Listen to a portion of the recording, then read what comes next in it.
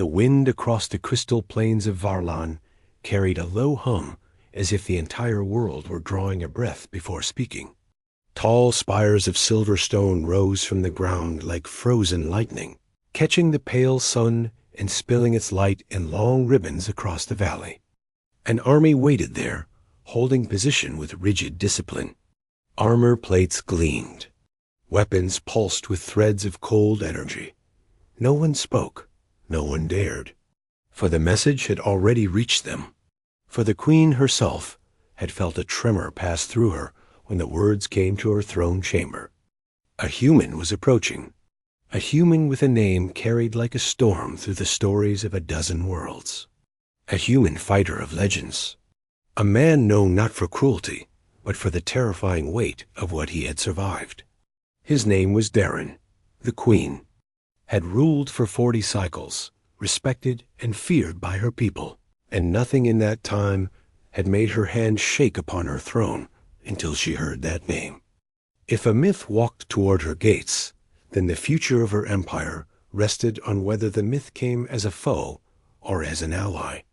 Darren had left a trail of battles no one could forget. He was spoken of not as a hero, and not as a monster, but as something else entirely. Something that made the universe pause. Far from the waiting army, a small transport ship descended through the cold air, weaving past the spires until it landed on a cliff overlooking the valley. The ramp opened.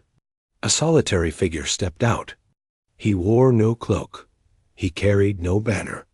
His armor was simple, matte and scarred, with edges smoothed by years of travel. His posture was relaxed, yet alert, as if danger had long ago become a familiar companion. His eyes swept the horizon not with pride, but with the quiet focus of someone who expected the world to test him at any moment. He was Darren, the human who had faced tyrants, machines, beasts, and entire fleets, yet walked away each time. Some said he carried luck like a shield. Others whispered that fate bent around him. But those who had met him said he survived because he refused to fall. Not for glory, not for a throne, not for fear, but because he believed someone needed to stand when the universe turned dark. He walked from the ship without hesitation, following the path toward the valley and the palace that towered in the distance. He had been summoned. He had accepted. And he never ignored a call for parley. High above the valley, the queen stood on a balcony, robes flowing behind her like liquid metal. Her attendants whispered among themselves as they watched the lone human approach. None could understand why their mighty queen's breath had caught in her throat at the sound of his name. None could understand why she had ordered the army not to fire unless fired upon. She raised a hand, silencing them. She watched him draw nearer. With each step of the human, an echo of old memories stirred within her, stories she had been told as a child, warnings she had heard as a leader, tales of a human who changed the course of wars simply by choosing where to stand. Darren reached the valley. The Varlan Guard commander stepped forward, spear in hand. The guard's armor shimmered like ice, and his voice boomed across the plains. "State your purpose, human." Darren stopped a few paces away and answered without raising his voice. "I was called." The commander glared. His men tightened their grips on their weapons. For a moment, the air quivered with tension. A spark waiting for flame. But something held the commander back. Something in the calm way Darren stood. Something in the steady way Darren met his gaze. Something in the quiet force of a presence that seemed to bend the weight of the valley around it. "Step forward," the commander said at last. Darren walked between the two lines of soldiers. They watched him with guarded awe, unsure whether they stood in the presence of a threat or a savior. Darren passed them without a hint of fear. He had seen far too many armed ranks to be rattled by one more. As he approached the palace gates, the queen descended the steps herself. Her attendants gasped. A queen of Valen never greeted a visitor at the threshold. Yet she walked until she stood only a few paces before the human. For the first time, she looked directly into Darren's eyes. The stories had not prepared her for the truth. He carried no fire in his gaze, no pride, no wrath, only a firm calm as steady as the core of a star, a presence not born of arrogance but of endurance, a spirit shaped by battles that would have shattered most. "Human," she said. Her voice was strong despite the tremor she felt beneath her ribs. "Are you truly the one they called Darren?" He bowed his head slightly. "I am." The Queen inhaled slowly. "So it is true that the fighter of legends walks my world." Darren did not flinch at the title. "I am only a man." The Queen shook her head. "If that were so, the universe would not whisper your name." Darren did not argue. He did not like the stories told about him. He did not like the weight they carried. But he had learned long ago that legends were not born by choice. They were carved by survival. The Queen motioned for him to follow her. Inside the palace, grand halls stretched beneath ceilings that glowed with soft light. The designs were intricate, formed by generations of artisans who shaped stone as if it were clay. The halls were guarded by statues of ancient rulers, each holding symbols of power. Darren observed them without comment. He walked with the silent confidence of someone who did not measure dignity by the height of a palace. In the throne chamber, the Queen turned to face him. "Do you know why I summoned you? Your messenger said your empire is in danger." "It is," she said. "An enemy unlike any we have faced is drawing near. They strike without warning. They devastate without mercy. Our fleets have fallen. Our outposts are ash. Our people look to me for protection, yet even I cannot halt their advance." Darren listened without interruption. "What do you need from me?" "Strength," she said. "Guidance. A chance to survive what is coming. You have battled foes who seemed impossible to face. You have turned the tide of wars no one believed winnable."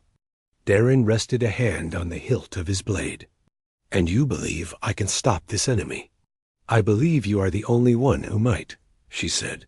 The chamber grew silent. The Queen watched him with a mixture of hope and fear. But Darren was not surprised by her request. Wherever war rose, someone eventually called his name.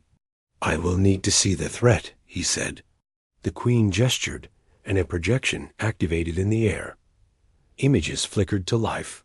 Burned cities, shattered ships, dark shapes moving through the smoke. Creatures of metal and bone, relentless and endless. Darren studied the images. He did not recoil. He had faced beings like them before. And worse. "They seek to erase us," the Queen whispered. "If they reach this world, it will become another ruin. I fear we have little time." Darren turned to her. "You called. I came. I will stand with you."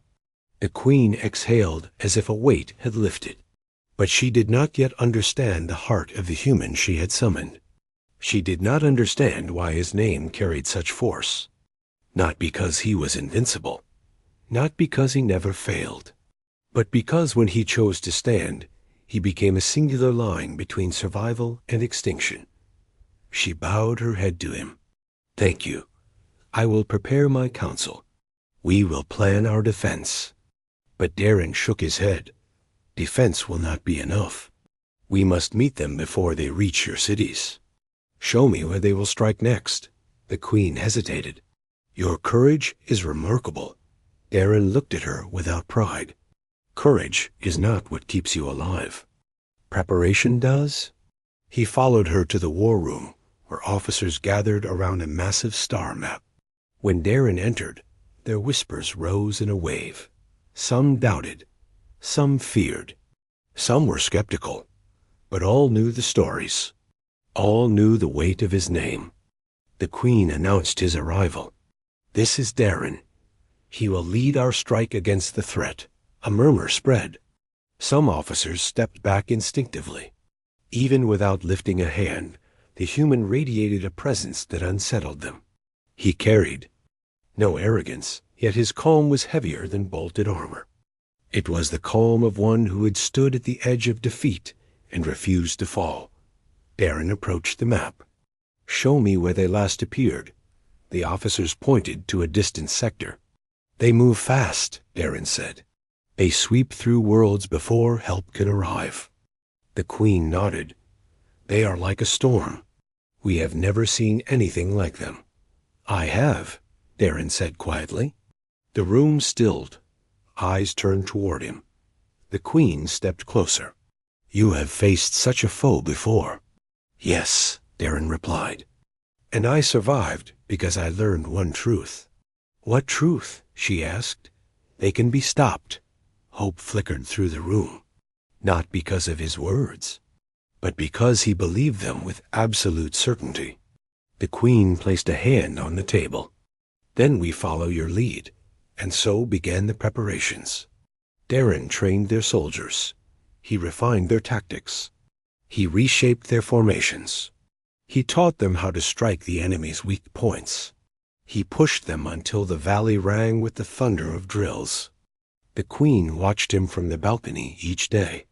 She saw the way he moved through the ranks like a force of the natural world. Every motion was precise. Every command was sharp. He never wasted a breath. He never hesitated. He never faltered. Yet he was patient with the soldiers. He corrected gently. He encouraged quietly. He lifted morale without speeches. He inspired simply by being there. And her trembling at his name slowly changed, not to fear, but to awe.